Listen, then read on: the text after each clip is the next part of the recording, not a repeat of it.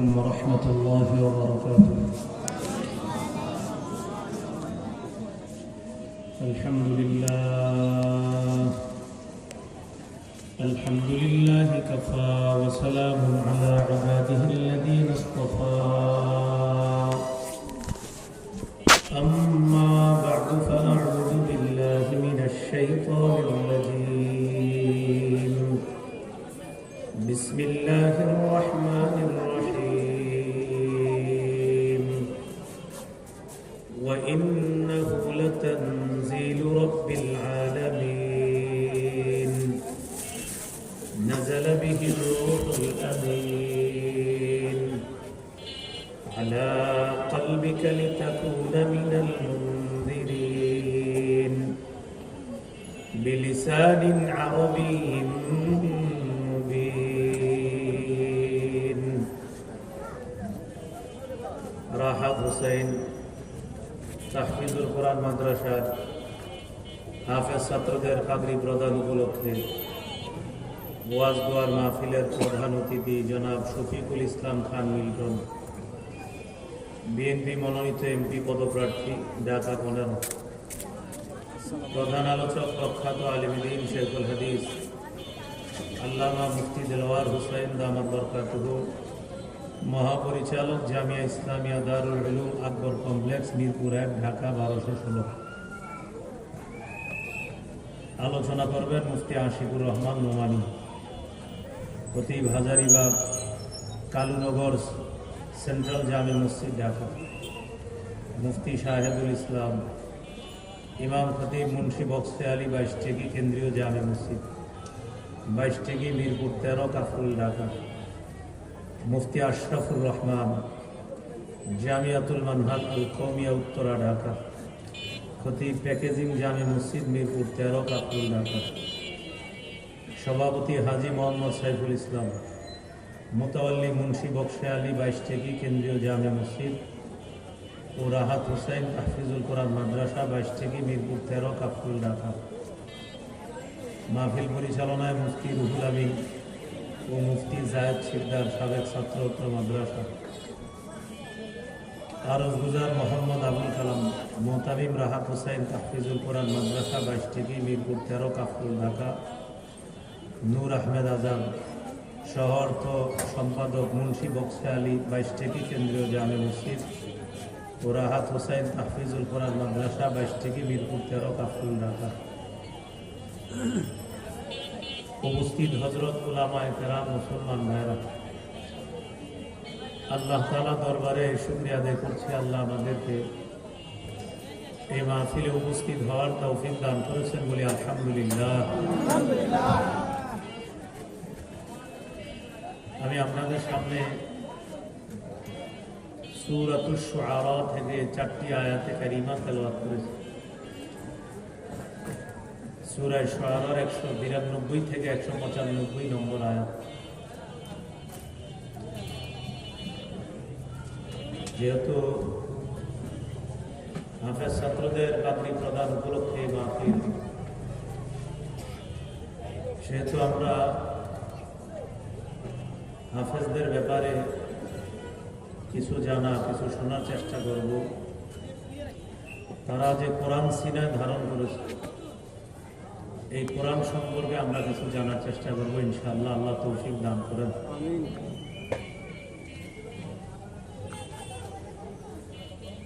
ভূমিকায় কোরআন সম্পর্কে কয়েকটি কথা আমরা জানব। কোরআন মহাবিশ্বের মহাবিশ্বর পবিত্র গ্রন্থ আল কোরআন।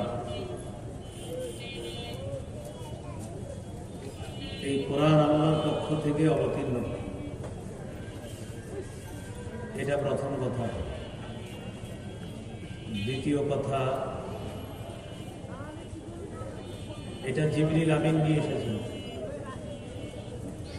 3 নম্বর কথা, জিবরিল আমিন এই কোরআন নিয়ে এসে রাসূল সাল্লাল্লাহু আলাইহি সাল্লামকে দিয়েছেন, তার সিনায় রেখেছেন, যেন নবী কোরআনের মাধ্যমে মানুষকে ভীতি প্রদর্শন করতে পারেন। চতুর্থ কথা, আরবি ভাষায় কোরআন। এই চারটি কথা একসাথে সূরা শুআরা 192 থেকে 95 নম্বর আয়াতে আছে। আল্লাহ তাআলা বলেন, ওয়া ইন্নাহু লাতানজিলু রাব্বিল আলামিন। কোরআন বিশ্ব জগতের রবের পক্ষ থেকে অবতীর্ণ। নাযালা বিহির রূহুল আমিন। কোরআন নিয়ে এসেছে, অবতীর্ণ হয়েছে কোরআন নিয়ে জিবরিল আমিন। আলা কলবিকা, নবী আপনার সিনায় রেখে দিয়েছে। লিতাকুনা মিনাল মুনজিরিন, যেন কোরআনের মাধ্যমে আপনি অন্যকে ভীতি প্রদর্শন করতে পারেন।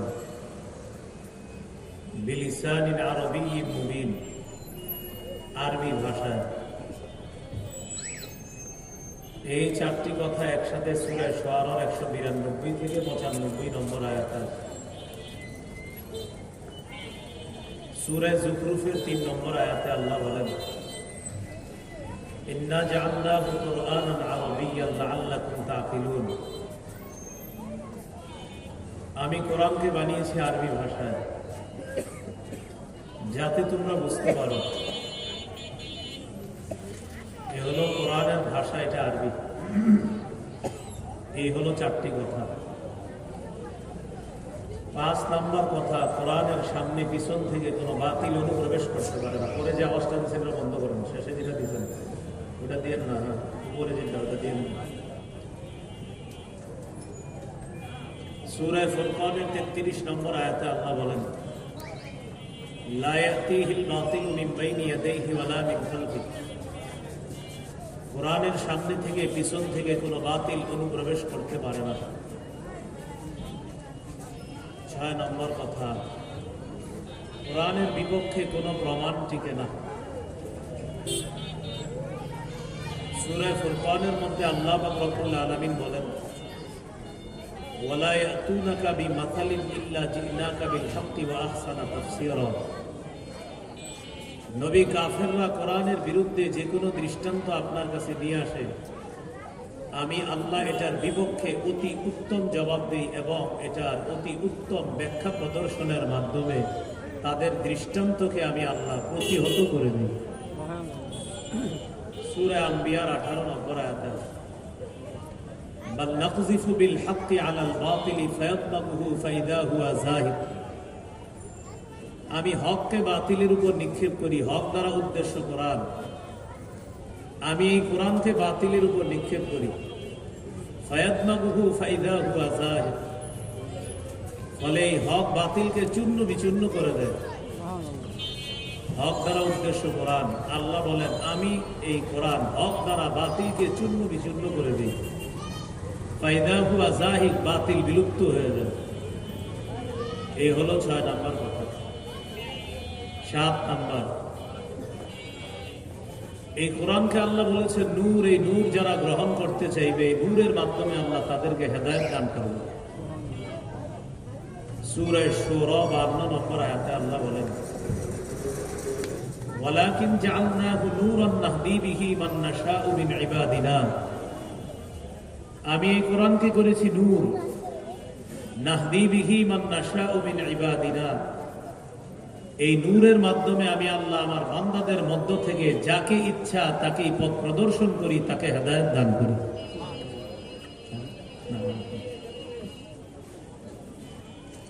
এই কোরআন থেকে যারা নূর গ্রহণ করতে চাইবে, আল্লাহ তাআলা কোরআন নামক এই নূরের মাধ্যমে তাদেরকে হেদায়েত দান করবে, আলোর পথ দেখাবে।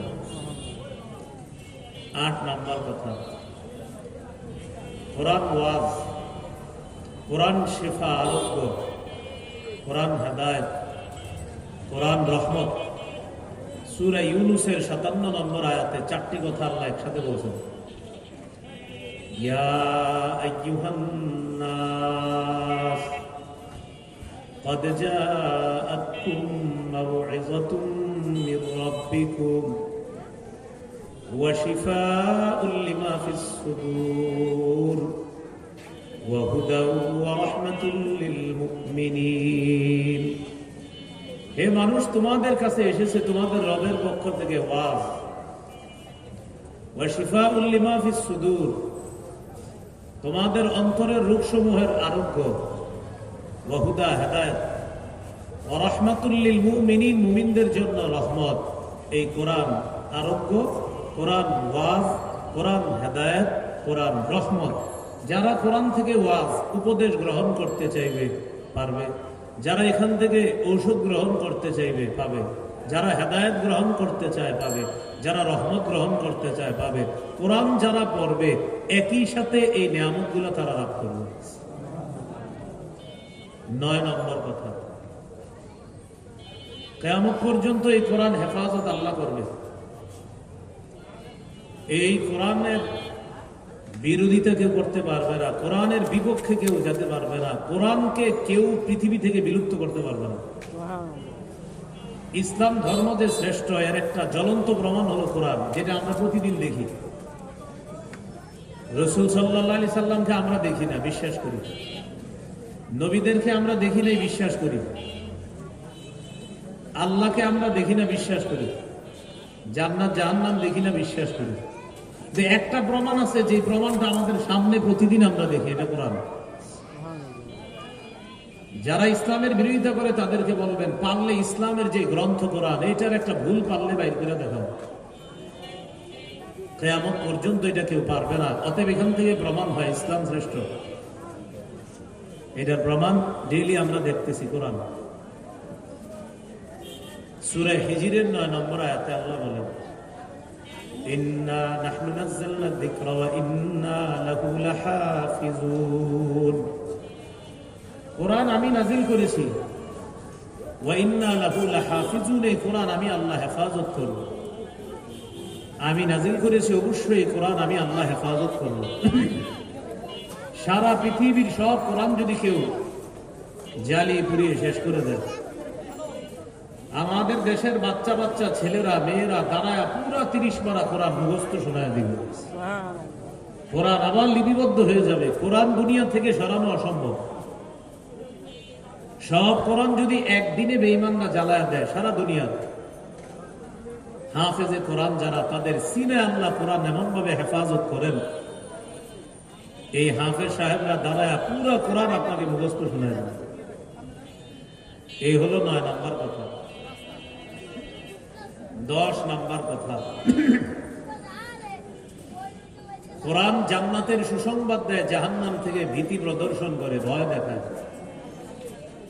সূরা ফুসসিলাত অথবা হামিম আস-সাজদা, এই সূরার 11 নম্বর আয়াতে আছে, বাশীরা ওয়া নাযীরা। কোরআন সুসংবাদদাতা, কোরআন ভীতি প্রদর্শনকারী, কোরআন জান্নাতের সুসংবাদ দেয়, জাহান্নামের ভয় দেখায়। কোরআন জান্নাতের সুসংবাদ দেয় আর জাহান্নাম থেকে ভয় দেখায় এই কোরআন। এই হলো কোরআন সম্পর্কে আমরা মৌলিক 10টি কথা জানলাম। 11 নম্বর কথা সবচেয়ে গুরুত্বপূর্ণ। সূরা বনী ইসরাঈলের 88 নম্বর আয়াতে আল্লাহ বলেন, কুল্লা ইন ইজতামাতিল ইনসু ওয়াল জিন আলা আন ইয়াতু বিমিসলি হাদাল কুরআন লা ইয়াতুনা বিমিসলিহি ওয়ালাউ কানা বা'দুহুম লিবা'দিন যাহীরা। সারা পৃথিবীর জিন ইনসান সবাই যদি একত্রিত হয় এই কোরআনের মতো একটা কোরআন বানানোর জন্য, একে অপরকে যদি সহযোগিতা করে, আদম নবী থেকে কিয়ামত পর্যন্ত যারা এসেছে, যারা আসতেছে, যারা আসবে, যারা আছে, সবাই যদি একত্রিত হয় কোরআনের মতো আরেকটা বানাবে এবং একজন আরেকজনকে সহযোগিতা করবে, জিন ইনসান, ইনসান জিনকে, অথবা জিন জিনকে, ইনসান ইনসানকে সহযোগিতা করবে, এই একটা কোরআন বানাবো। আল্লাহ বলেন, লা ইয়াতুনা বিমিসলিহি, এই কোরআনের মতো সারা পৃথিবীর জিন ইনসান সবাই মিলেও একটা কোরআনের মতো বানাতে পারবে না। এই হলো কোরআন সম্পর্কে প্রাথমিক মৌলিক 11টি কথা আমরা জানলাম। এবার আমরা কোরআনের কিছু ফাজাইল জানবো, কিছু মর্যাদা। এটা হলো আমাদের দ্বিতীয় আলোচনা। 1 নাম্বার ফজিলত, নিয়মিত যারা কোরআন তেলাওয়াত করবে তাদের মৌলিক 2টি ফায়দা আছে। 1 নাম্বার ফায়দা, আল্লাহ তাদেরকে পরিপূর্ণ প্রতিদান দিবেন। 2 নাম্বার, দুনিয়াতে আল্লাহর অনুগ্রহ তাদেরকে নিয়মিত আল্লাহ বাড়ায়া দিতেই থাকবেন, কমাবে না, শুধু দিতেই থাকবেন। কি বললে বলেন তো? বাকি কোরআনের সাথে আরো দুইটা আছে, আমরা তিনটাই শিখে দিই। তিনটা আমল যদি কেউ নিয়মিত করে, আল্লাহ তাআলা তাকে পরিপূর্ণ প্রতিদান দান করবেন এবং আল্লাহর অনুগ্রহ প্রতিনিয়ত তার উপর বাড়াইতে থাকবে। 22 পারা 16 নম্বর পৃষ্ঠার শেষ, 17 নম্বর পৃষ্ঠার শুরু, সূরা ফাতিরের 29-30 নম্বর আয়াতে আল্লাহ বলেন, ইন্নাল্লাযীনা ইয়াতলুনা কিতাবাল্লাহ ওয়া আকামুস সালাতা ওয়া আনফাকু মিম্মা রাযাকনাহুম সিররাও ওয়া আলানিয়া ইয়ারজুনা তিজারাতান লান তাবুর লিওয়াফিয়াহুম উজুরাহুম ওয়া ইয়াজিদাহুম মিন ফাদলি। আল্লাহ বলেন, যারা আল্লাহর কোরআন নিয়মিত তেলাওয়াত করবে, 1 নাম্বার। 2 নাম্বার, ওয়া আকামুস সালাহ, যারা নিয়মিত 5 ওয়াক্ত নামাজ পড়বে। 3 নাম্বার, ওয়া আনফাকু মিম্মা রাযাকনাহুম সিররাও ওয়া আলানিয়া, যারা আমার দেয়া রিজিক থেকে নিয়মিত গোপনে প্রকাশ্যে দান করবে। ইয়ারজুনা তিজারাতান লান তাবুর, তারা এমন ব্যবসার আশা করে যে ব্যবসায় কখনো লস হবে না, যে ব্যবসা কখনো ধ্বংস হবে না। এই ব্যবসা লাভ আর লাভ, যে লাভ আমি আল্লাহ তাকে দান করব। কয় কাজ নিয়মিত? 3 কাজ। কোরআন তেলাওয়াত, 5 ওয়াক্ত নামাজ, সাধ্য অনুযায়ী দান সদকা। আল্লাহ বলেন, এই 3 কাজ যারা নিয়মিত করবে, আমি আল্লাহ তাদেরকে এমন লাভ দিব। আর তারা যেই এমন এক ব্যবসা করবে যে ব্যবসার কোনো লস নাই, এটা লাভ আর লাভ, আর ওই লাভ আমি আল্লাহ দান করব। এবার লাভ কি? পরের আয়াতে আল্লাহ বলেন, লিওয়াফিয়াহুম উজুরাহুম, তাদের আশা আল্লাহ যেন তাদেরকে পরিপূর্ণ প্রতিদান দান করেন। আল্লাহ পরিপূর্ণ প্রতিদানই দান করবেন। ওয়া ইয়াজিদাহুম মিন ফাদলি, আল্লাহ যেন আল্লাহর অনুগ্রহ তাদের উপর প্রতিনিয়ত বৃদ্ধি করে দেয়। এই আয়াত দ্বারা বোঝা যায় আল্লাহ তাদেরকে প্রতিনিয়ত আল্লাহর অনুগ্রহ তাদের উপর বাড়াইতে থাকবেন। দুনিয়াতেও বাড়াইবেন, আখিরাতেও তাদেরকে প্রচুর পরিমাণে নেয়ামতের দ্বারা আল্লাহ তাকে পুরস্কৃত করবেন। কয় কাজ নিয়মিত? সবাই বলি কয় কাজ? 1 নাম্বার তেলাওয়াত, 2 নাম্বার নামাজ, 3 নাম্বার সাধ্য অনুযায়ী দান করতে, যা পারেন। এই জন্য 21 নম্বর পারা শুরু হয়েছে যে আয়াতটা দিয়ে দেখবেন, উতলু মা উহিয়া ইলাইকা মিনাল কিতাব। নবী, আপনি কোরআন তেলাওয়াত করেন, যে ওহী আপনার প্রতি দেওয়া হয়েছে এটা আপনি তেলাওয়াত করেন। নবীকে আল্লাহ বলতেছেন উতলু, আপনি তেলাওয়াত করেন। নবীকে আল্লাহ তাআলা আদেশ করলেন উতলু, আপনি তেলাওয়াত করেন। আর নবীজি আমাদেরকে কি বলছে দেখেন, ইকরাউল কুরআন, আমার উম্মত তোমরা কোরআন পড়ো। আল্লাহ তাআলা নবীকে বললেন আপনি কোরআন তেলাওয়াত করেন, নবী আমাদেরকে বললেন তোমরা কোরআন পড়ো। এখন আমরা তো আর শুনি সবাই, এর যখন ছাত্র ছাড়া কয়েকজন সাধারণ মানুষ আমরা কোরআন পড়ি বলেন। অথবা আমি আমারই বলতেছি, আমার মতো যারা আছে হেফজখানায় যারা নাই, আমরাই বা কয়জনে পড়তেছি ডেলি। অথচ আল্লাহ নবীজিকে আদেশ করতেছে উতলু, আপনি তেলাওয়াত করেন। নবীজি আমাদেরকে আদেশ করতেছে ইকরাউল কুরআন, তোমরা কোরআন পড়ো। আল্লাহ আমাদেরকে নিয়মিত কোরআন পড়ার তৌফিক দান করেন। রাসূলুল্লাহ সাল্লাল্লাহু আলাইহি ওয়াসাল্লাম বলেন, তাআল্লামুল কুরআন, তোমরা কোরআন শিখো। এক হাদিসে বললেন কোরআন পড়ো, যদি বলেন পড়তে পারি না, নবী বলেন তাআল্লামু, তো শিখো। নবীজি বললেন পড়ো, যদি বলেন পড়তে পারি না, নবীজি বলেন তাআল্লামু, শিখো। আল্লাহ আমাদের সকলকে, যারা এখনো কোরআন বিশুদ্ধভাবে পারি না, বিশুদ্ধভাবে যেন কোরআনের শিক্ষাটা আমরা শিখতে পারি, আল্লাহ তৌফিক দান করেন। আমিন। তাহলে 1 নাম্বার ফজিলত আমরা জানলাম, কোরআন নিয়মিত তেলাওয়াত করলে পরিপূর্ণ প্রতিদান আল্লাহ দান করবেন। আর আল্লাহর পক্ষ থেকে অনুগ্রহ দিন প্রতিনিয়ত আল্লাহ বাড়াইতে থাকবেন। 2 নাম্বার ফজিলত, কোরআন যারা পড়বে তাদের মর্যাদা আল্লাহ বাড়ায় দিবে। আমি আপনি দেখি আর না দেখি, কোরআনের পাঠক যারা, তাদের মর্যাদা আল্লাহ বাড়ায়। দেখেন, আপনারা আধুনিক শিক্ষায় শিক্ষিত অনেকে প্রায় সময় প্রশ্ন তোলেন, মাদ্রাসায় কি করছে? সারা পৃথিবী থেকে প্রতিযোগিতায় চ্যাম্পিয়ন আপনারা কয়জন হয়েছেন বলেন, যারা এটা বলেন। আমি আপনাদের শিক্ষাকে খাটো করছি না, কিন্তু মাঝে মাঝে বলে ফেলেন মাদ্রাসায় পড়ে কি হবে না, আপনারা কয়জন পারছেন পৃথিবী থেকে চ্যাম্পিয়ন হয়ে কিছু আপনি বলেন। মাদ্রাসার ছাত্ররা তো প্রত্যেক বছর চ্যাম্পিয়ন হইতেছে, আপনি বলতেছেন কি হইতেছে এটা? তা আপনি তো কিছুই পারতেছেন না, আপনি তো চিনিও না। আপনি অভিযোগ তোলেন, প্রশ্ন তোলেন, কি হবে, কি আপনি কি করছেন? কোরআন মর্যাদা বাড়ায়। ইবনে মাজার 218 নম্বর হাদিস, এই হাদিসে আছে ওমর ফারুক রাদিয়াল্লাহু তাআলা আনহুর খেলাফত। ভালো করে হাদিসটা শুনুন। ইবনে মাজার 218 নম্বর হাদিস। ওমর ফারুক রাদিয়াল্লাহু তাআলা আনহুর খেলাফত কাল চলতেছে। তো উনি যখন খলিফা, মক্কার একজন গভর্নর বানাইছেন তিনি, তার নাম হলো নাফে। এই নাফে ওমর ফারুক রাদিয়াল্লাহু তাআলা আনহুর সাথে উসফান নামক একটা জায়গা আছে, এই জায়গায় সাক্ষাৎ করলেন। মানে গভর্নর খলিফার সাথে সাক্ষাৎ করছে। তো গভর্নরকে মক্কার, আর খলিফা হলেন আমিরুল মুমিনিন ওমর ফারুক রাদিয়াল্লাহু তাআলা। মক্কার গভর্নরকে ওমর ফারুক রাদিয়াল্লাহু তাআলা জিজ্ঞাসা করলেন, মান ইস্তাখলাফতা আলা আহলিল বাদি। আচ্ছা, মক্কার আশেপাশে যে গ্রামগুলো আছে, গ্রামের প্রশাসক বানাইছো কাকে? প্রশাসক। তো মক্কার গভর্নর বললেন, একজনকে প্রশাসক বানাইছি, তার নাম ইবনে আবজাদ। মনে রাখা যাবে, ইবনে আবজাদ মানে একটা কঠিন নাম, ইবনে আবজাদ তার নাম। ওমর ফারুক রাদিয়াল্লাহু তাআলা আনহু বললেন, মান ইবনে আবজা, ইবনে আবজাটা আবার কে?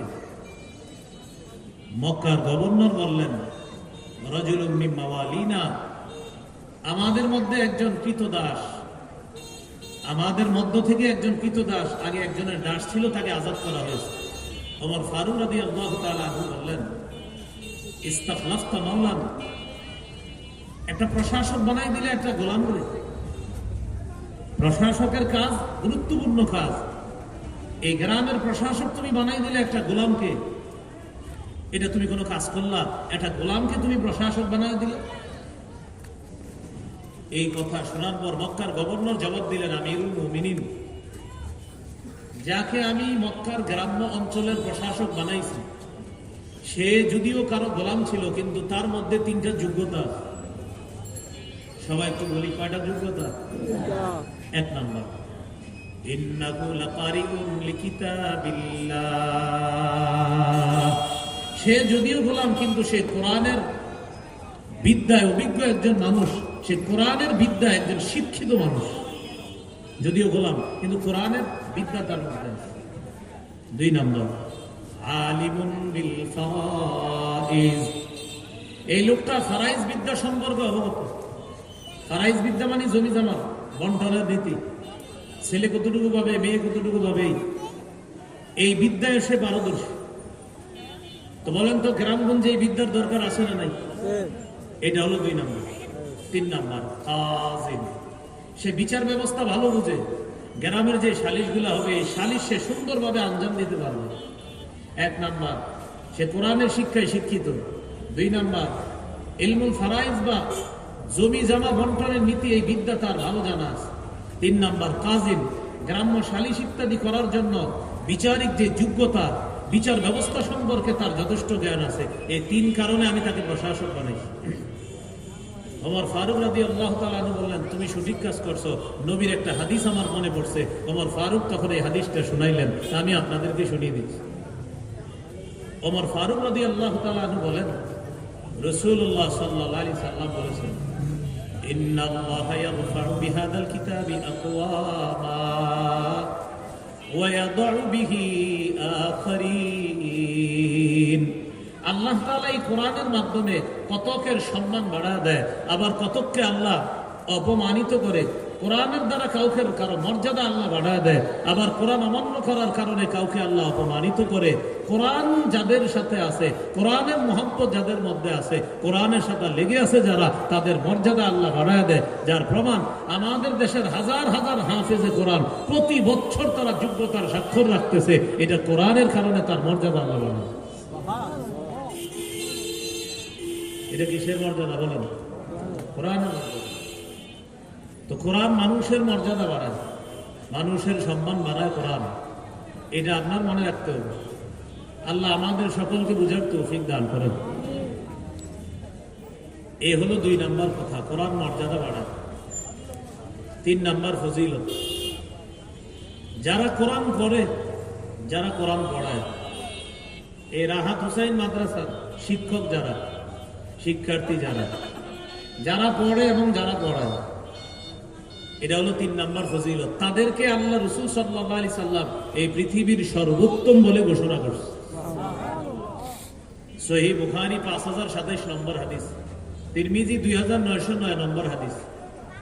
এই 2 হাদিসের মধ্যে আছে قال رسول الله صلى الله عليه وسلم خيركم من تعلم القرآن وعلمه। রাসূলুল্লাহ সাল্লাল্লাহু আলাইহি সাল্লাম বলেন, তোমাদের মধ্যে সর্বোত্তম ওই ব্যক্তি যে কোরআন শিখে অন্যকে শিখায়, যে কোরআন শিখে অন্যকে শিখায়, তাদেরকে আল্লাহ রাসূল সর্বোত্তম ব্যক্তি বলে ঘোষণা করলেন। এখানে সকালবেলা গিয়ে দেখবেন মাদ্রাসায় হুজুর ছাত্রদেরকে পড়াইতেছে, হামজা লাম জবর আল, হামিম জবর হাম, আল হাম, দাল পেশ দু, আল হামদু, পড়াই নিন। এখন একজন পড়ায়, আরেকজন পড়তেছে।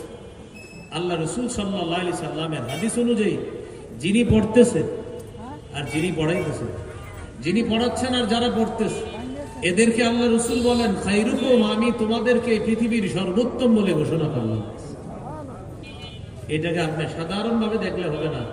এই পৃথিবীর শ্রেষ্ঠ যিনি, আল্লাহর পরে যিনি শ্রেষ্ঠ, আসমান জমিন, এই জগৎ ওই জগৎ, যত জগৎ, সমস্ত জগতের মধ্যে, মাখলুকের মধ্যে যিনি শ্রেষ্ঠ, তিনি মুহাম্মদুর রাসূলুল্লাহ সাল্লাল্লাহু আলাইহি সাল্লাম। তিনি বলেন, যিনি কোরআন পড়ায়, যারা কোরআন পড়তেছে, তাদেরকে আমি নবী পৃথিবীর সর্বোত্তম বলে ঘোষণা করলাম।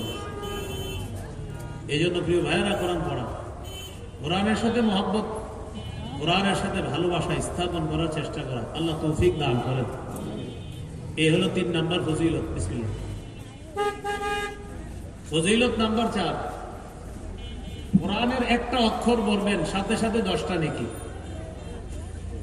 আমরা কি করি? মসজিদে যাই, যাওয়ার পর সুন্নত পড়ে, পড়ার পর ঘড়ির দিকে চাকায় দেখে এখনো 10 মিনিট জামাতের বাকি আছে। 2 জনে মিলে গল্প শুরু করছে, আপনার মেয়েটার বিয়ে হয়েছে নি, কি অবস্থা, দোকানের কি খবর, ওই দোকানটার কি খবর, এখনো কোনো ফয়সালা হয়নি। এগুলো ইবলিস মনে করায় দেয়। এইগুলো না করে বসে বসে জিকির করেন, কোরআন তেলাওয়াত করেন। মসজিদের আলমারির মধ্যে ছোট্ট ছোট্ট গিলাফে বাদাই করা কোরআন আছে, এগুলো নামায় পড়তে থাকেন।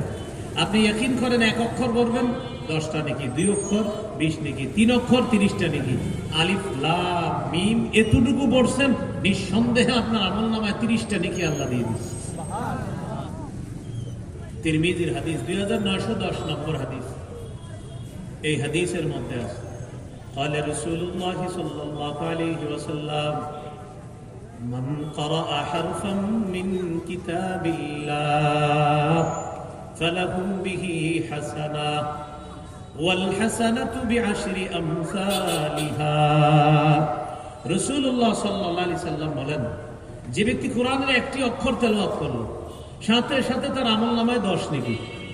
সাথে সাথে নবী বলেন, লা আকুলু আলিফ লাম মিম হারফুন ওয়ালাকিন আলিফুন হারফুন ওয়া লামুন হারফুন ওয়া মিমুন হারফুন। নবী বলেন, আমি বলছি না আলিফ লাম মিম পুরোটা একটা অক্ষর, এমন না। নবী বলেন, আলিফ একটা অক্ষর, লাম একটা অক্ষর, মিম একটা অক্ষর। এই আলিফ লাম মিম কেউ বললো, তাকে আল্লাহ 30টা নেকি দান করলো। আমার সাথে একটু বলেন, বলেন আলহামদু আলহামদু আলহামদু। আপনাদের নেকি হয়েছে 150টা, আমার হয়েছে 200টা, যেহেতু আমি একবার বেশি বলছি। আলহামদুতে 5 অক্ষরে, যে আবার বলছি, আমার 250 হয়েছে। হামজা লাম হা মিম দাল আলহামদু, এই যে আমার 300 হয়ে গেছে। 5 অক্ষরে 50, কোনো সন্দেহ নাই। আমি ইয়াকিনের সাথে বলছি এই মুহূর্তে আপনাদের সামনে, রব আমাকে 300 নেকি দান করছে, আপনাদেরকে 150। না, আপনারা 3 বার বলছেন, আমি বলছি 6 বার। 6 50 কত?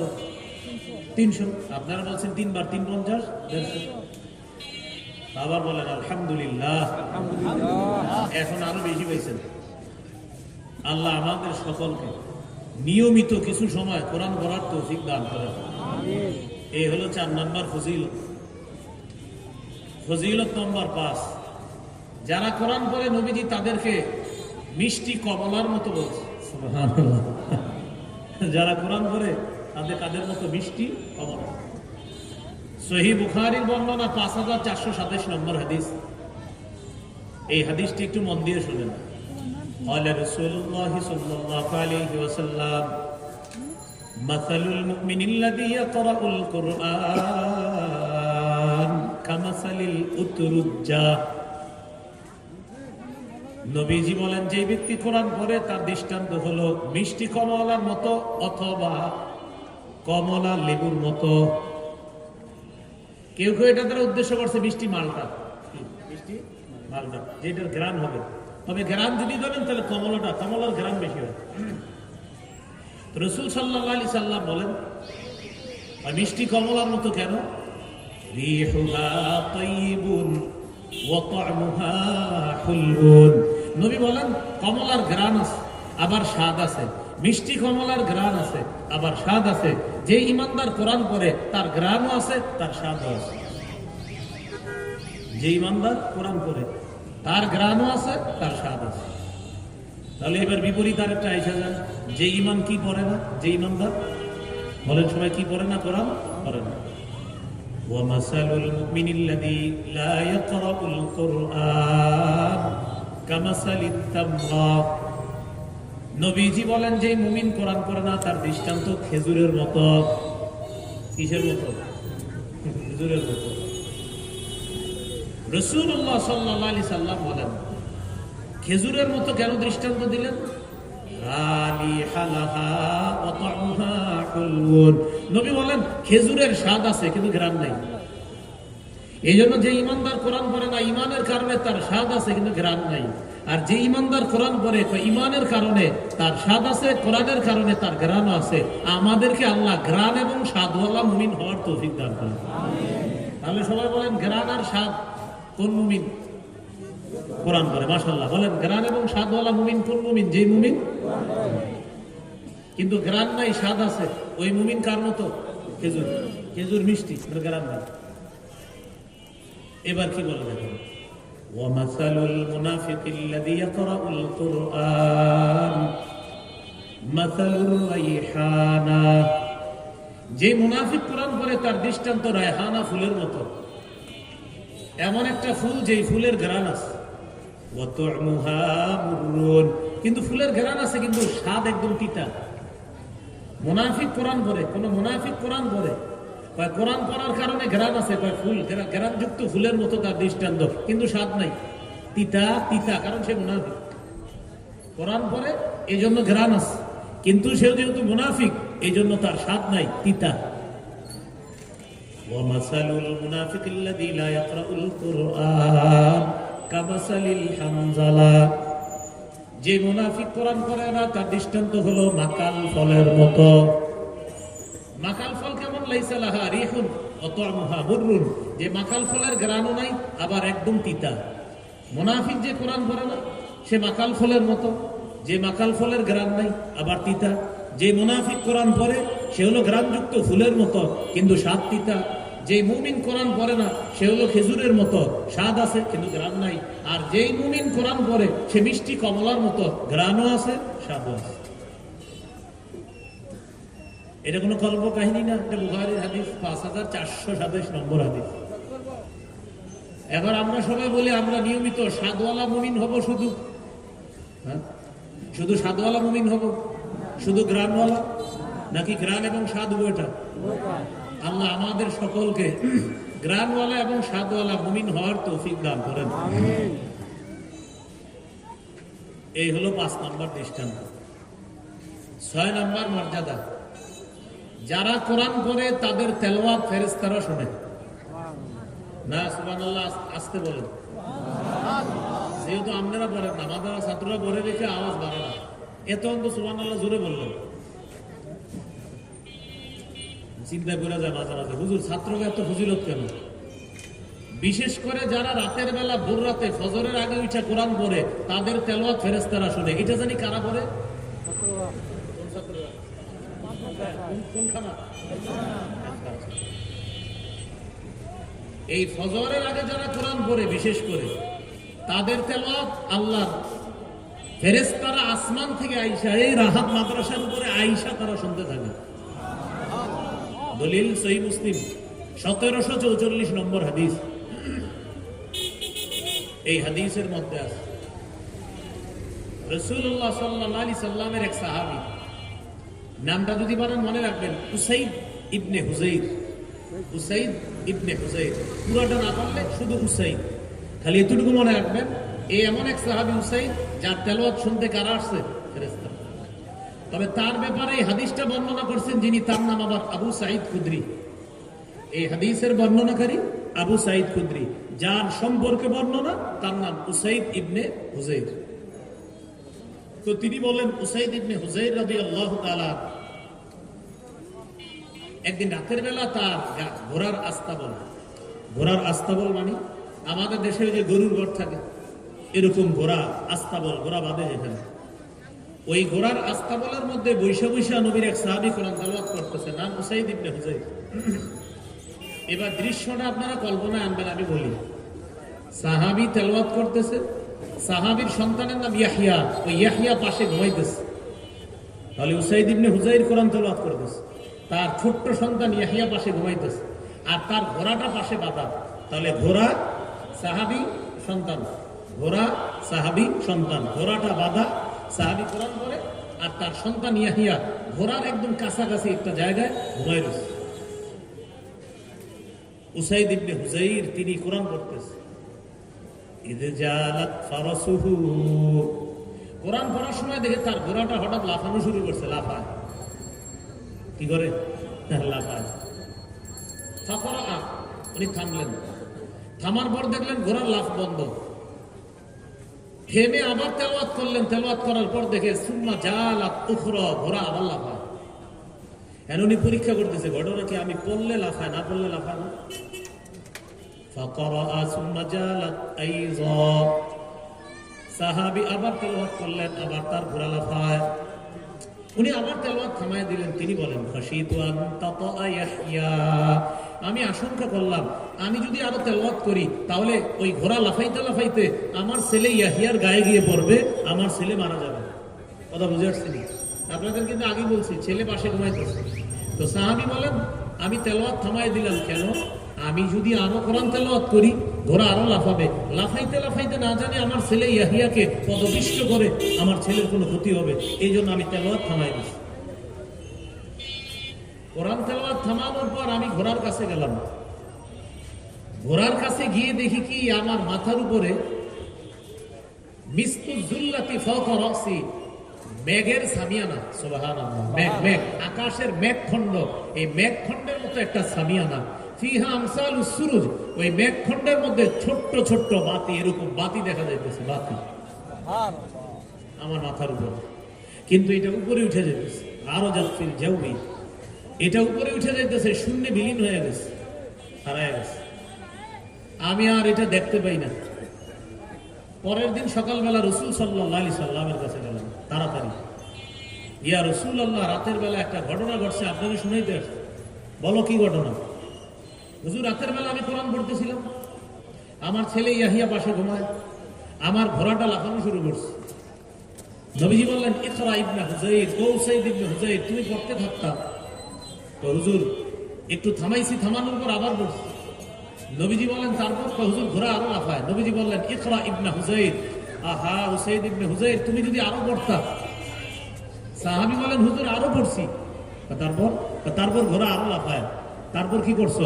আমার ছেলে ইয়াহিয়া পাশে ঘুমায়, আমি চিন্তা করলাম আমি যদি আরো তেলাওয়াত করি ঘোড়া লাফাইতে লাফাইতে আমার সন্তানের গায়ে পড়তে পারে, তাই আমি পড়া থামায় দিলাম। নবীজি বললেন, আহ তুমি যদি আরো পড়তা। সুবহানাল্লাহ। এবার রাসূলুল্লাহ সাল্লাল্লাহু আলাইহি সাল্লাম বলেন, তোমাকে আমি বারবার কেন পড়তে বললাম জানো? তিলকাল মালাইকাতু তাসতামিউ লাক। তুমি যখন কোরআন পড়তেছিলে তোমার ঘোড়া কেন লাফাইতেছিল জানো? তুমি যে মেঘখণ্ড দেখছো আর ওটার মধ্যে দেখছো ফিহা আমসালুস সুরুজ, বাতির মতো, এগুলো ছিল আল্লাহর ফেরেশতা। তোমার কোরআন তেলাওয়াত শোনার জন্য এই ফেরেশতারা দুনিয়াতে নেমে চলে আসে। সুবহানাল্লাহ। এবার পরের অংশটা শুনেন, যেটা আশ্চর্যজনক অংশ, সেটাই বাকি রয়েছে। নবীজি বলেন, লাউ করাতা, তুমি যদি ফজর পর্যন্ত তেলাওয়াত করতা, লা আসবাহাত ইয়ারাহান নাস, ফেরেশতারা ফজর পর্যন্ত তোমার তেলাওয়াত শুনতো। আমার সাহাবীরা তোমার বাড়ির সামনে দিয়ে যারা মসজিদে ফজর পড়তে যাইতো, তারা স্বচক্ষে তুমি যা দেখছো তারাও তা দেখতো। সুবহানাল্লাহ। তাহলে ইয়াকিন করতে হবে, বিশেষ করে রাতে যারা কোরআন তেলাওয়াত করে, তার তেলাওয়াত কে শুনে? ফেরেশতারা।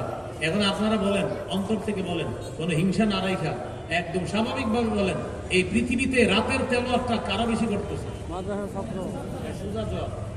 আমি যদি হেফজখানা দেখতে নাও পারি, মনে করেন হেফজখানা আমার শত্রু, যদি শত্রু হয় তাও এই সত্য কথাটা বলতে হবে যে সবচেয়ে বেশি কোরআন তেলাওয়াত রাতের বেলা করে কারা? আপনি এটা স্বীকার করতে হবে।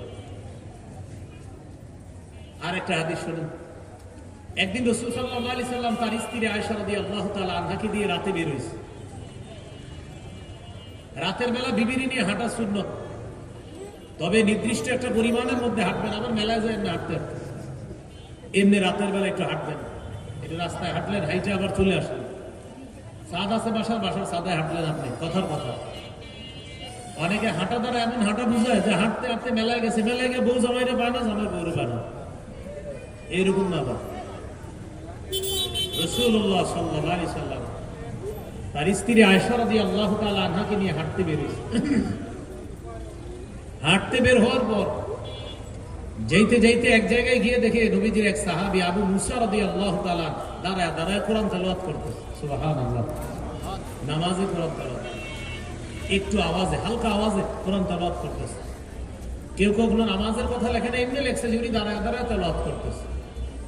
নবীজি এবং তার স্ত্রী আয়েশা রাদিয়াল্লাহু তাআলা আনহা দুইজন হাঁটতেছে।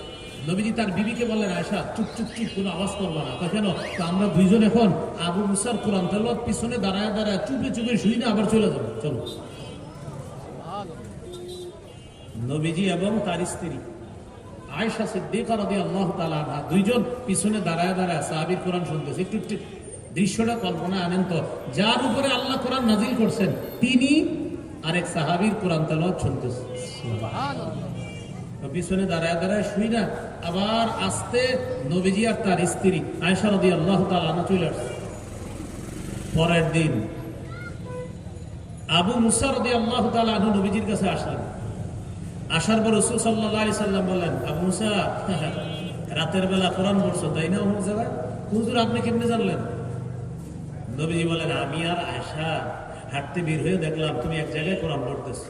আমরা দুইজন তোমার পিছনে দাঁড়ায় দাঁড়ায় তোমার তেলাওয়াত শুনে আবার চুপে চুপে চলে আসছি।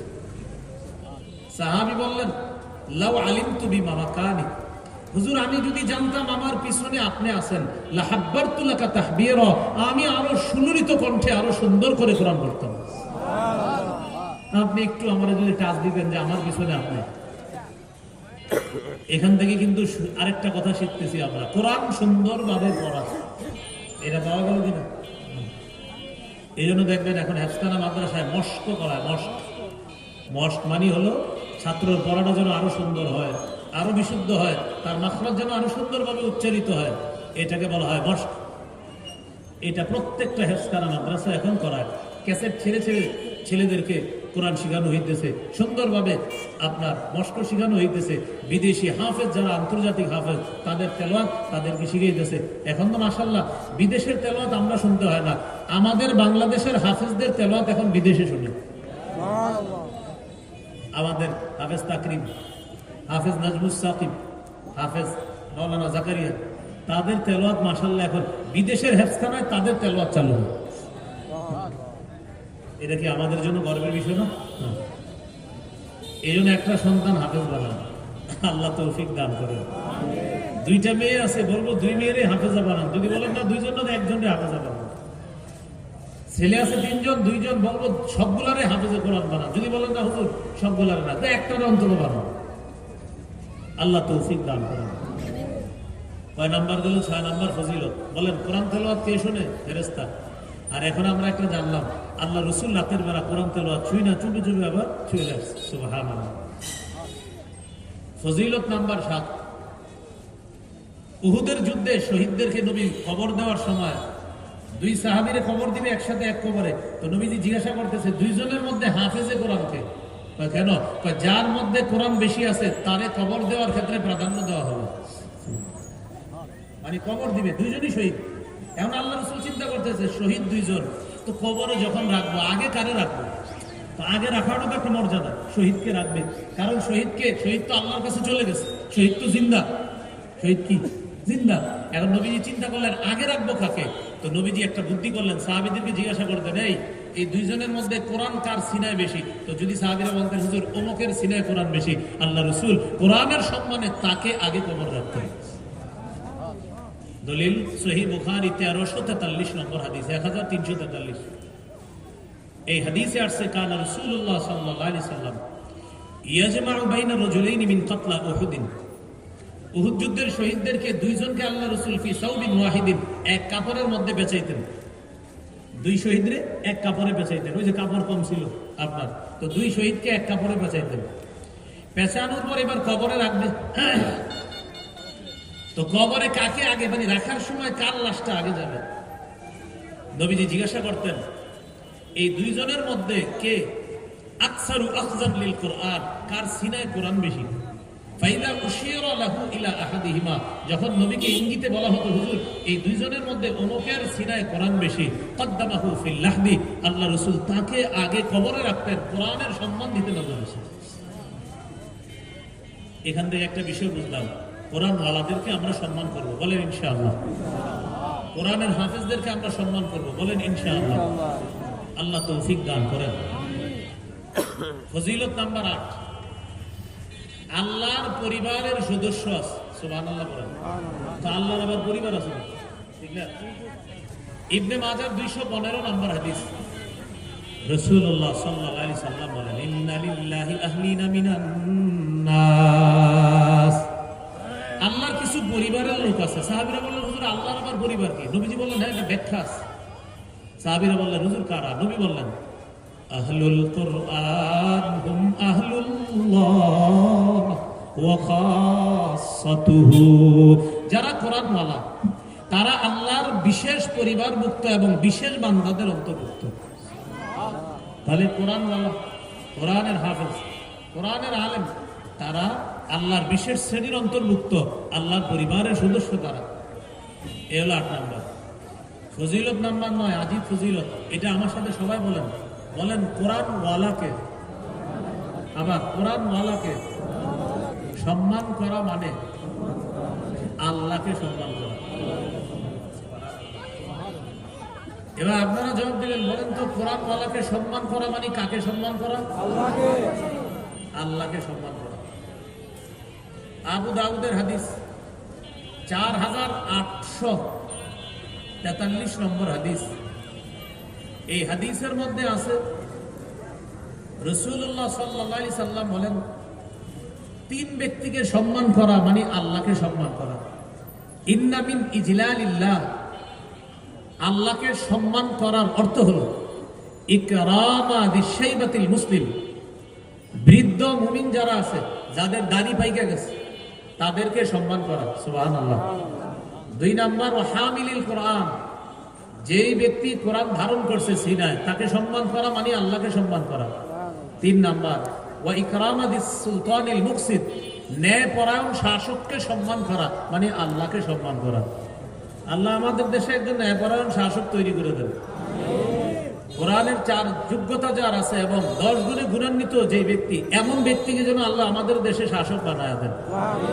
তাহলে 3 ব্যক্তিকে সম্মান করা মানে আল্লাহকে সম্মান করা। 1 নাম্বার সাদা দাড়িওয়ালা মুরব্বী, 2 নাম্বার হামিলিল কোরআন, যে কোরআনের হাফেজ, কোরআনের আলেম, কোরআনের ধারক বাহক।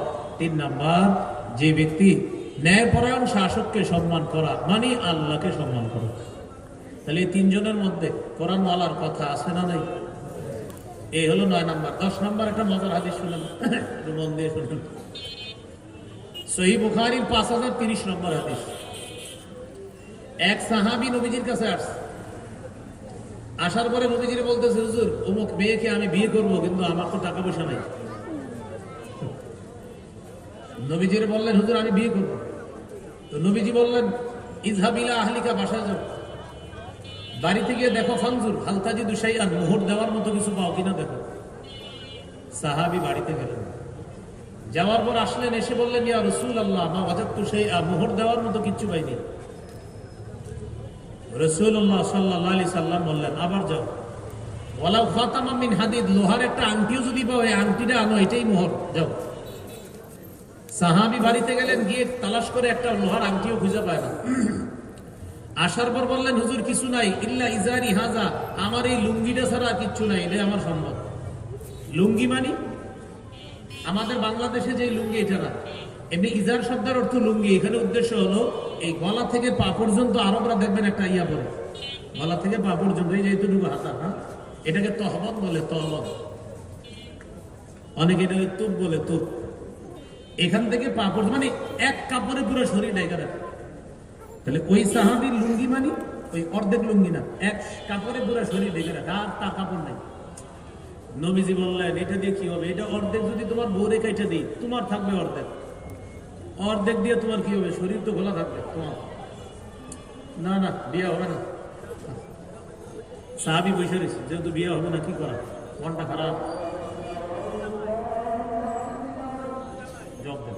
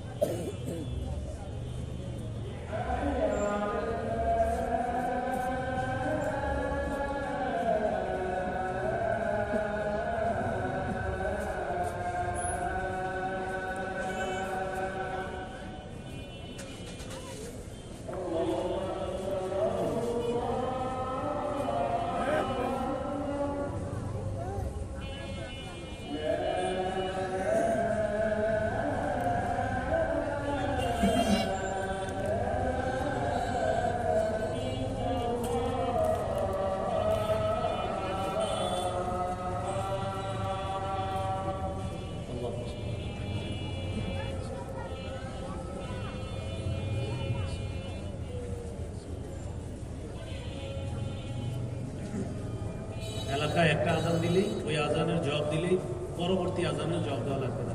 মহল্লার এক আজানের জবাব দিলেই অন্য আজানের জবাব দেওয়ার আর প্রয়োজন নেই। তো রাসূলুল্লাহ সাল্লাল্লাহু আলাইহি সাল্লামের ওই সাহাবী মনে আছে না, বিয়ে হবে না, মহারানা আনতে পারে না, একটা লোহার আংটিও আনতে পারে না, অনেকক্ষণ বসে রয়েছে। ওই সাহাবী একটু করে উঠা রওনা করছে, চলে যাবে। নবী ডাক দিলেন, এদিকে আসো।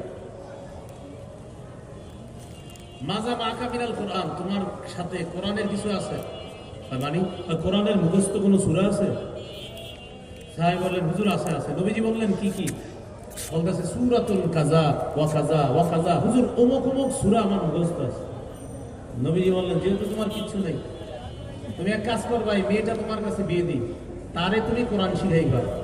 মাল্লাকতুকাহা বিমা মাকা মিনাল কোরআন, শুধু কোরআনের কিছু সূরা তোমার মুখস্থ আছে বলে আজকে আমি নবী, এটার কারণেই তোমার কাছে মেয়েটা বিয়ে দিয়ে দিলাম, তাকে তুমি কোরআন শিখাই দিবে।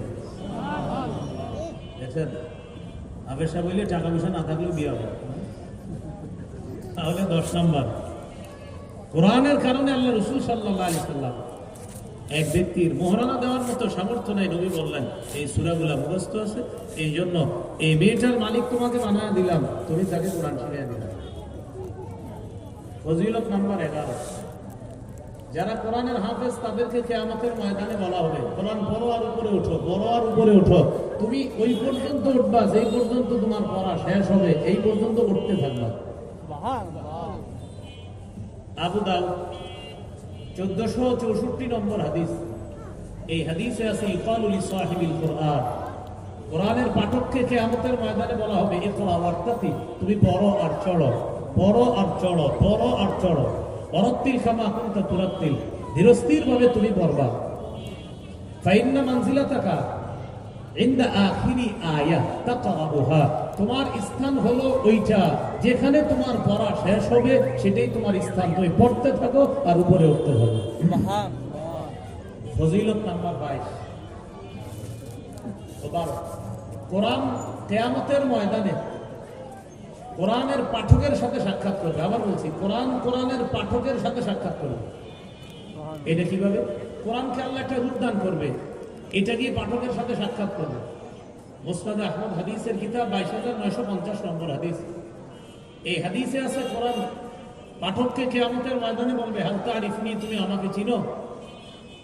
তো কোরআনের পাঠক বলবে, না আমি চিনি না।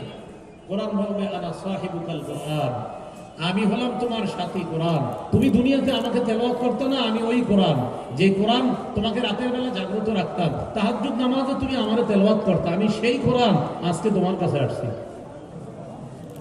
এ হলো 12। ফজিলত নাম্বার 13, কোরআন সুপারিশকারী হবে, তার সুপারিশ গ্রহণ হবে। কোরআন বিতণ্ডা করবে, বাদ বিতণ্ডা করবে। কিভাবে? হাইকোর্টে মামলা লড়ে যেভাবে, এইভাবে লড়তে থাকবে। কোরআন কোরআন গলাকে জান্নাতে নিয়ে ছাড়বে। হাদিসের কিতাব সহিহ ইবনে হিব্বান 124 নম্বর হাদিস। এই হাদিসের মধ্যে আসছে, আল কোরআন শাফিউন মুশাফফা, কোরআন এমন সুপারিশকারী যার সুপারিশ গৃহীত হবে। মাহিলুন মুসাদ্দাক, মাহিলুন মানে বিতর্ককারী, মুসাদ্দাক মানে যার বিতর্ক সত্যায়ন করা হবে, অর্থাৎ যার বিতর্ক করার পর তাকে সত্যায়ন করে কোরআন ওয়ালাকে জান্নাত দান করা হবে। তাহলে ভূমিকায় শিখলাম 11টা কথা, ফজিলত জানলাম 13টা, কয়টা হলো? মোট 24টা কথা হলো। 13 আর 11 কত? 24। এবার একটু মনে রাখেন, যারা কোরআন পড়বো আমরা, কয়েকটা বিষয় মাথা রাখা, এটা 3 নাম্বার আলোচনা, সর্বশেষ। 1 নাম্বার, কোরআন বুঝে শুনে পড়ার চেষ্টা করা।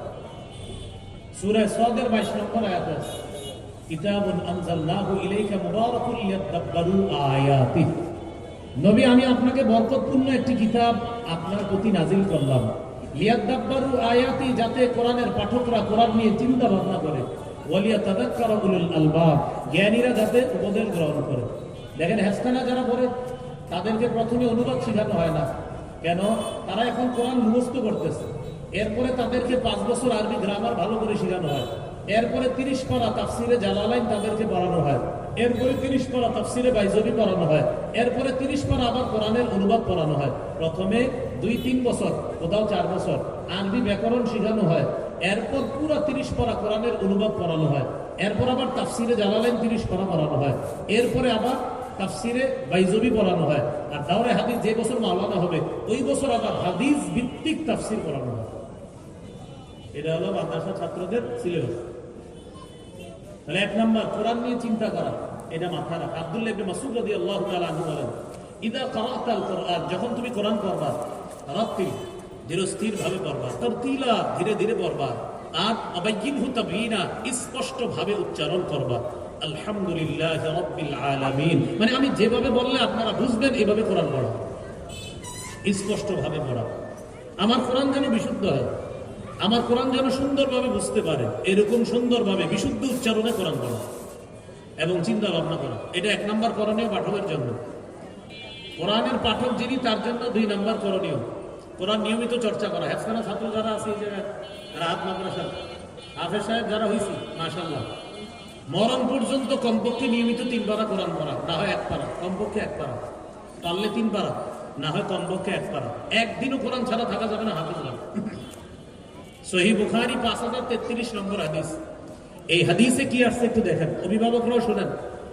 এই মাদ্রাসার হুজুররা তো তাদেরকে 2.5 মাস পড়ায়, 7 দিন বাসায় যায়, 7 দিনে সব খায়। 7 দিনে ওই পরে বাসায় গিয়ে আপনার মোবাইল চালায়, এরপরে ভিডিও গেমস খেলে, কোরআন ভুলে আসে। পরে অভিভাবক এসে হুজুরে ধরে, হুজুর আমার ছেলে ইয়াদ নাই কেন? আপনি 7 দিন কি করছেন? এই 7 দিনের কারণে ওর এখন ইয়াদ নাই। বাসায় ওরে কেন আপনি তরবিয়ত দিলেন না? হুজুর কি আপনার বাসায় গিয়ে তরবিয়ত দিল? এই জন্য হাদিসটা মনে রাখবেন। নবী বলেন, তাআহাদুল কোরআন, তোমরা নিয়মিত কোরআন চর্চা করো। ফাওয়াল্লাযী নাফসি বিয়াদিহি লাহু আশাদ্দু তাফাসসিয়াম মিনাল ইবলি ফি উকলিহা, ওটের গলার রশি খুলে দিলে যেমনি ভাবে দ্রুত পালায়া যায়, একটা বাঁধনহারা ওট যত দ্রুত পালায়া যায়, কোরআনের হাফেজ যদি নিয়মিত কোরআন চর্চা না করে, ওই উটের চাইতে কোরআন তার সিনা থেকে আরো দ্রুত পালায়া যায়।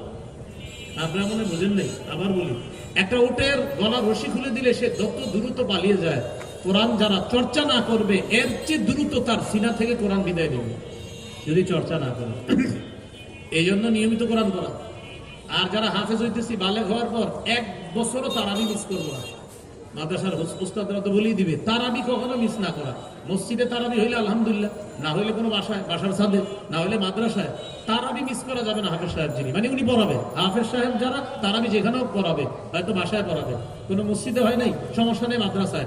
আপনারা বাসায় বাপ আছে, মা আছে, বোন আছে, এই বাপ মা বোন আপনার মুসল্লি, সামনে আপনার সন্তান তারাবি পড়াবে। বাবা মুসল্লি, মা মুসল্লি, বোন মুসল্লি, বাস আপনার ছেলে সামনে তারাই পড়াবে। মসজিদ হয় না, ওর সমস্যা নাই, ওর দরকার কোরআন চর্চা। এ হলো 2 নাম্বার। কোরআনের পাঠকের জন্য 3 নাম্বার করণীয়, বিনয়ের সাথে কোরআন পড়া। বিনয়, এটা সাধারণত কিতাবখানায় বললে আস্তে আস্তে বুঝে আসবে আপনার। কোরআন যখন বুঝবেন তখন বিনয় চলে আসবে আস্তে আস্তে। সহিহ বুখারীর 555 নম্বর হাদিস। একদিন রাসূল সাল্লাল্লাহু আলাইহি সাল্লাম তার সাহাবী আব্দুল্লাহ ইবনে মাসউদ রাদিয়াল্লাহু তাআলা আনহুকে বললেন, ইকরা আলাইয়া, ও আব্দুল্লাহ ইবনে মাসউদ তুমি আমার একটু কোরআন পড়ে শোনাও। সুবহানাল্লাহ, নবী শুনতে চাইতেছে। সাহাবী বললেন, আকরাউ আলাইকা ওয়া আলাইকা উনজাল, হুজুর আমি আপনারে পড়ে শোনাবো? কোরআন তো আপনার উপর নাযিল হয়েছে, আমি পড়ে শোনাবো? নবীজি বললেন, হ্যাঁ শোনাও। উহিব্বু আন আসমাহু মিন গায়রি, মাঝে মাঝে অন্যের কাছ থেকে আমার কোরআন শুনতে মন চায়, শোনো। আব্দুল্লাহ ইবনে মাসউদ রাদিয়াল্লাহু তাআলা আনহু বলেন, আমি সূরা নিসা তেলাওয়াত করা শুরু করলাম। কোন সূরা? সূরা নিসা। পড়তে পড়তে সূরা নিসার একটা আয়াত আছে, ফাকাইফা ইযা জিনা মিন কুল্লি উম্মাতিন বিশাহিদ ওয়া জিনা বিকা আলা হাউলাই শাহীদা। এই আয়াত পর্যন্ত আমি আসলাম। আব্দুল্লাহ ইবনে মাসউদ বলেন, এই আয়াতের অনুবাদটা একটু শুনেন। সেদিন কি অবস্থা হবে, যেদিন কাফেরদের প্রত্যেকের একজন সাক্ষী আমি উপস্থিত করব, মানে নবীকে উপস্থিত করার পর ওই নবী তার জাতির বিরুদ্ধে সাক্ষী দিয়ে বলবে, আল্লাহ ওদেরকে দাওয়াত দিছে, ওরা আমার কথা শুনে নাই। আর ওই নবীদেরকে সত্যায়ন করার জন্য মুহাম্মদ সাল্লাল্লাহু আলাইহি সাল্লামকে আমি সাক্ষী হিসেবে উপস্থিত করব। এই আয়াত যখন পড়ছে আব্দুল্লাহ ইবনে মাসউদ রাদিয়াল্লাহু তাআলা, নবীজি বললেন, ইবনে মাসউদকে বললেন, কুফা, এই থামো থামো, আমসিক, থামো। হয়তো বলছে কুফা, না হয় বলছে আমসিক, তুমি থামো। আব্দুল্লাহ ইবনে মাসউদ রাদিয়াল্লাহু তাআলা বলেন, আমি তো নিচের দিকে তাকায় পড়তেছিলাম, নবী বলতেছিলেন থামো, তো আমি থামলাম। থামার পর চিন্তা করলাম ঘটনা কি, আমার নবী আর পড়তে বলে না কেন? হঠাৎ নবীজির দিকে তাকায়া দেখি আইনা হুতাদরিফা, নবীর চোখ থেকে পানি পড়তেছে। ওই যে আয়াত বিষয়বস্তু, যে সেদিন কি অবস্থা হবে, যেদিন কাফেরদের বিরুদ্ধে নবীরা সাক্ষী দিবে, আর নবীদেরকে সত্যায়ন করব আমি আমার নবী মুহাম্মদ সাল্লাল্লাহু আলাইহি সাল্লামকে দিয়ে। তো নবীজি কাঁদতেছে কেন? আমার উম্মত যদি এই বিপদে পড়ে সেদিন কি অবস্থা হবে, এই জন্য নবীজি কাঁদতেছিলেন। এটার বলে কোরআন পড়ার সময় একটু বিনয় হওয়া, একটু নরম হওয়া, নত হওয়া। আপনার ভিতরে যেন একটা এমন মানসিক অবস্থা তৈরি হয় যে আল্লাহ কি কথা বলছে, এগুলো যেন আপনার ভিতরে কাজ করে। এ হলো 3 নাম্বার। কোরআন যিনি পাঠ করবে তার 4 নাম্বার কাজ, তিনি মাঝে মাঝে অন্যরে কোরআন শোনাবে। সুবহানাল্লাহ। মাঝে মাঝে অন্যরে কি করবে? কোরআন শোনাবে। যেমন অন্যের কাছ থেকে শুনবেন, মাঝে মাঝে আবার অন্যকে শোনাবেন। সহিহ বুখারীর বর্ণনা 4963 নম্বর হাদিস। এই হাদিসের মধ্যে আসছে উবাই ইবনে কাব রাদিয়াল্লাহু তাআলা আনহু, নবীর সাহাবী। এই সাহাবীকে নবীজি বললেন, উবাই এদিকে আসো। কয় হুজুর কেন? নবীজি বললেন, আমি তোমারে কোরআন পড়ে শোনাবো। সুবহানাল্লাহ। আবার একটু বুঝেন, নবীজি সাহাবীকে বলতেছে আমি তোমারে কোরআন পড়ে শোনাবো। হুজুর আপনি আমারে শোনাবেন? নবীজি বললেন, হ্যাঁ। ইন্নাল্লাহা আমারানি আন আকরা আলাইক, আল্লাহ আমারে আদেশ করছে আমি যেন তোমাকে কোরআন পড়ে শোনাই। সাহাবী বললেন, হুজুর আল্লাহু সাম্মানি। সাহাবী বললেন, আল্লাহু সাম্মানি, হুজুর আল্লাহ কি আমার নাম নিয়ে বলছে? হুজুর আল্লাহ কি আমার নাম নিয়ে বলছে উবাই? নবী বলেন, হ্যাঁ, আল্লাহু সাম্মাকা, আল্লাহ তোমার নাম নিয়ে বলছে যে নবী আপনি উবাইকে কোরআন তেলাওয়াত শোনাবেন। ওই সাহাবী কান্না শুরু করছে যে আল্লাহ আমার নাম নিয়েছে, কান্না শুরু করছে। এ হলো 4 নাম্বার। 3 নাম্বার গেল অন্যের কাছ থেকে শুই না, নিজের ভিতরে ইতমিনান আনার চেষ্টা করা। 4, অন্যকে মাঝে মাঝে কোরআন শোনানো। 5 নাম্বার, কোরআন পরিত্যাগ করা যাবে না, কোনোদিনও পরিত্যাগ করা যাবে না কোরআন। সূরা ফুরকানে 30 নম্বর আয়াত আছে, ওয়াকালা রাসূলু ইয়া রাব্বি ইন্না কওমি ইত্তাখাযু হাযাল কুরআনা মাহজুরা। অবশ্য আমরা কই কোথায় আছে? 19 পারা 1 নম্বর পৃষ্ঠা নাকি? রাসূল সেদিন বলবে, হ্যাঁ আমার রব, ইন্না কওমি ইত্তাখাযু হাযাল কুরআনা মাহজুরা, আমার জাতি এই কোরআন পরিত্যাগ করছে। নবী সেদিন বলবে, আমার আপনার ব্যাপারে যেন নবী এরকম না বলে, তাহলে কোরআন পরিত্যাগ করা যাবে না। এই 5, 6, সঠিক উস্তাদের কাছ থেকে কোরআন শিখা। বলেন সবাই কি? হ্যাঁ, যোগ্য উস্তাদদের কাছ থেকে শিখা। সহিহ বুখারীর বর্ণনা 4999 নম্বর হাদিস। এই হাদিসে আসছে রাসূল সাল্লাল্লাহু আলাইহি সাল্লাম বলেন, ইকরাউল কুরআন মিন 4, তোমরা 4 জনের কাছ থেকে কোরআন শিখবা। মিন আব্দুল্লাহ ইবনে মাসউদ, 1 নাম্বার আব্দুল্লাহ ইবনে মাসউদের কাছ থেকে, 2 নাম্বার সালেমের কাছ থেকে, 3 নাম্বার উবাই ইবনে কাব, 4 নাম্বার মুআজ ইবনে জাবাল। নবীজি বললেন, আমার এই 4 সাহাবী থেকে তোমরা কোরআন শিখবা। আব্দুল্লাহ ইবনে মাসউদ, সালিম, মুআজ ইবনে জাবাল, উবাই ইবনে কাব। এই 4 জনকে কোরআনের শ্রেষ্ঠ পাঠক বলা হতো, কোরআন সম্পর্কে শ্রেষ্ঠ অভিজ্ঞ বলা হতো। এর মধ্যে শ্রেষ্ঠ হলেন আব্দুল্লাহ ইবনে মাসউদ রাদিয়াল্লাহু তাআলা। বাকি হাদিস দ্বারা বোঝা যায় যে আপনার এইভাবে যোগ্য যাদের কোরআন বিশুদ্ধ তাদের কাছ থেকে কোরআন শিক্ষা গ্রহণ করা। একটা হাদিস শুনেন, একদিন আব্দুল্লাহ ইবনে মাসউদ রাদিয়াল্লাহু তাআলা নামাজ পড়তেছে। নবীজি আয়েশা দাঁড়ায় গেছে, দাঁড়ায় তার তেলাওয়াত শুনতেছে। ইতিমধ্যে আবু বকর সিদ্দিক আসছে রাদিয়াল্লাহু তাআলা। আনার পর নবীজি বললেন, আবু বকর কথা বলো না, কথা বলো না, চুপচাপ আমার সাথে দাঁড়াও। দাঁড়াইছে। ইতিমধ্যে হযরত ওমর আসছে। আসার পর নবীজি বললেন, ওমর কথা বলো না, দাঁড়াও দাঁড়াও। দাঁড়াইছে। কয়জন হলো? নবীজি, আবু বকর, ওমর রাদিয়াল্লাহু আনহুমা। নবীজি বললেন, আবু বকর, ওমর তোমরা কি চাও কোরআন ওইভাবে পড়তে যেইভাবে আল্লাহ নাজিল করছে? তো সাহাবীরা বললেন, হুজুর জি ওইভাবেই পড়তে চাই যেইভাবে আল্লাহ নাজিল করছে। নবী বলেন, আমার আব্দুল্লাহ ইবনে মাসউদের দিকে তাকাও, সে যেইভাবে কোরআন পড়তেছে আল্লাহ কোরআনটা এইভাবেই নাজিল করছে। একদিন আম্মাজান আয়েশা সিদ্দিকা রাদিয়াল্লাহু তাআলা আনহা নবীজিকে জিজ্ঞাসা করলেন, হুজুর আপনি দুনিয়া থেকে চলে গেলে আমরা কার কাছে যাব? নবীজি বললেন, ফাইনা ইবনে মাসউদ, আমার আব্দুল্লাহ ইবনে মাসউদ আছে না, আমি না থাকলে কি হবে, আমার ইবনে মাসউদ আছে না। এই জন্য আব্দুল্লাহ ইবনে মাসউদ উনি দেখতে একটু ছোটখাটো টাইপের ছিলেন, একটু আর কি আপনার ছোট ছিলেন। ওমর ফারুক দেখতে ছিলেন লম্বা। ওনার খেলাফতকালে এই আব্দুল্লাহ ইবনে মাসউদ রাদিয়াল্লাহু তাআলা আনহুকে উনি কোলের কইরা সিংহাসনে বসায়া দিয়া ওমর ফারুক নিচে বসা বলতেন, আব্দুল্লাহ আপনার কাছ থেকে বিদ্যা শিখবো। এই জন্য আমাদের দেশের জাতীয় খতিব সাহেব চিনেননি? হ্যাঁ, আমাদের জাতীয় খতিব সাহেব মাওলানা আব্দুল মালিক সাহেব, যখন নতুন দেখবেন, যদি আগে কোনোদিন না দেখা থাকেন হয়তো বাসে বইতেও দিবেন না, এই ভাই চলেন যাবেন। কিন্তু তার লিখিত কিতাব মিশরে 1 নাম্বার। কোন দেশে? এই দুইবার হয়েছে। 2021 সালে একবার হয়েছে বেস্ট সেলার, এই 2026 সালে আরেকবার। 2021 সালে মিশরের বই মেলায় আমাদের বাংলাদেশের লেখক, আমাদের জাতীয় মসজিদের খতিব মাওলানা আব্দুল মালিক সাহেবের লেখা 2021 সালে শ্রেষ্ঠ বেস্ট সেলার হয়েছে। এই 2026 সালে আবার এখন শ্রেষ্ঠ হয়েছে। ওনারা একবার দেখবেন, কাছে গিয়ে দেখবেন। না আপনারা যদি আগে না দেখেন বলবেন উনি, হ্যাঁ উনি। ওনারা দেখলে আমার আব্দুল্লাহ ইবনে মাসউদ রাদিয়াল্লাহু তাআলা আনহু বারবার মনে পড়ে। ওমর ফারুক কোলে নিয়ে বসাই দিতেন উপরে। আব্দুল্লাহ ইবনে মাসউদ, না আপনি নিচে বসেন, আমার এরকম কেমন লাগে না, তোমার কাছ থেকে এলেম নিব, এলেম যে শিখাবে সে উপরে থাকবে, বসো। এই জন্য আমাদের ধর্মমন্ত্রী, ধর্ম উপদেষ্টা একটা কাজের কাজ করছে, একদম দইরা নিয়ে সবার উপরে বসাই দিছে। সুবহানাল্লাহ। এ হলো 6 নম্বর। মনে থাকবেন ইনশাআল্লাহ। আল্লাহ আমাদের সকলকে মনে রাখার তৌফিক দান করেন। আল্লাহ সকলকে মনে রাখার তৌফিক দান করেন। তাহলে এই 6টা কথা সর্বশেষ, এগুলো আমরা মনে রাখবো। আগের 24টা আর এই 6টা মোট 30টা, কোরআন সম্পর্কে 30টা কথা জানলাম। আল্লাহ আমাদের সকলকে, সামনে রমজান মাস, কোরআন নাজিলের মাস, এখন থেকে যাদের কোরআন বিশুদ্ধ না, আমরা সবাই বিশুদ্ধভাবে কোরআন শিখবো, মাদ্রাসায় সন্তানদেরকে দিব, কোরআনের শিক্ষায় শিক্ষিত করব। আমার একটা সংকলন আছে মিম্বরে আমানত 10 খণ্ডের, দেখেন আশেপাশে গাড়ি, ওখান থেকে যদি পান সংগ্রহ করে নেন, এই কোরআন সম্পর্কে আলোচনাগুলো পাবেন। সন্তান কিভাবে সাজাবেন, একদম 10 খণ্ড, আলেম ওলামা সর্বসাধারণ সবাই ঘরে রাখেন, এটা পড়বেন আর ওই আলোকে সন্তানকে সাজানোর চেষ্টা করেন। নিয়মিত একটু একটু পড়বেন। আরবি পারলে আরবিটা পড়বেন, না পারলে শুধু বাংলাটা পড়বেন। আরবি বাংলা একসাথে আছে, আলেমরা আরবি বাংলাটা পড়বেন আর আপনারা শুধু বাংলাটা পড়বেন। গাড়ি মনে সামনে যে ওই ভাইও বিক্রি করে, ওনার কাছ থেকে নিতে পারেন, না হয় মিরপুরের যে কোনো ইসলামী লাইব্রেরিতে বললে হবে, মিম্বরে আমানো পেয়ে যাবেন 10 খণ্ড। আরেকটা আছে 2 খণ্ড 600 পৃষ্ঠার কিতাব, ওটাও যে কোনো ইসলামী লাইব্রেরিতে পাবেন। রমজানের আগে পাকমুক্ত থাকবো কিভাবে, এই ব্যাপারে নিয়োগ করছিলাম, আজকে আলোচনা করব। কিন্তু মাদ্রাসার মোতায়েম সাহেব বললেন, হযরত কোরআন সম্পর্কে কথা বললে একটু ভালো হয়, তো এই জন্য বিষয়বস্তু চেঞ্জ করে কোরআন সম্পর্কে আমরা একটা আলোচনা শুনলাম। ইনশাল্লাহ আমাদের মুফতি সাহেব আসবেন, ইনশাল্লাহ হযরতরা হয়তো ওই সম্পর্কে আলোচনা করবেন। আজকে এই পর্যন্তই।